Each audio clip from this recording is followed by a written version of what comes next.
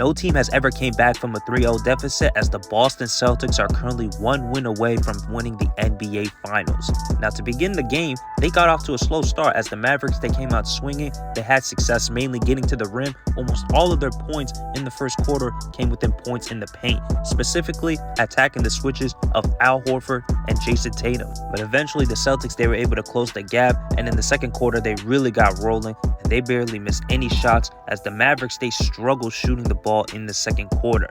And as for Jason Tatum, this was by far his best performance in this series, especially scoring wise. He finally had a good shooting performance that helped out his all-star partner in Jaylen Brown, but he was still contributing in other ways, just like in the other games in this series. He had 8 rebounds and 8 assists, so he has been contributing in multiple ways. This time around, he added the scoring on top of that. But predominantly, Jason Tatum, he had 20 points, whereas the rest of the starters only 21 in total. But eventually, Jaylen Brown helped them out, specifically in that second half. He got rolling in the third quarter as he and Tatum were able to outscore the Dallas Mavericks by themselves. They had 22 combined points in the third quarter. The Celtics as a unit had 35 in that quarter, and they got up big, leading by as many as 21 points. But eventually, not just in this game, not just this series, but really this entire season, the Celtics have had a theme of just blowing massive leads. This time around, they let the Mavericks get into the game on a 21-2 run in the middle of the fourth quarter, as that stretch had lasted up to 8 minutes. So during the 8-minute stretch, the Boston Celtics only scored 2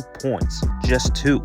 And in part because Dallas knew that they were going to be down potentially 3-0 if they don't turn things around, so they turned up the defensive pressure. But eventually, the momentum completely went away when Luka Doncic got hit with a blocking foul and eventually got fouled out. And at that point, they were only down by 3 with 4 minutes to go. Now, after that, Dallas was still able to hang around, in part because Kyrie had a massive performance, and he desperately needed it because he struggled within the first 2 games, only scoring 14 points per game. But in game 3, he was able to score 35 points, but they still end up losing the game. Now, Dallas shot much better from the field, from the 3-point line, and from the free throw line, but eventually it was not enough, as the biggest difference that was in favor of the Celtics was the 3-point shooting. They made an additional 8 threes compared to the Dallas Mavericks, in part because they attempted way more threes.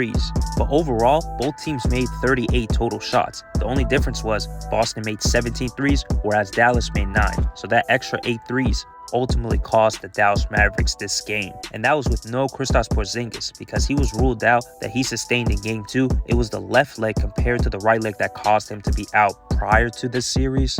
But in the end, it did not matter because the Celtics, they took care of business. They are 1 game away from winning championship number 18, and they have the chance to do so on Friday night, game 4 in Dallas. That's all for now, you guys. Make sure to like the video, subscribe to the channel, and share with others, as I'll see you guys next time.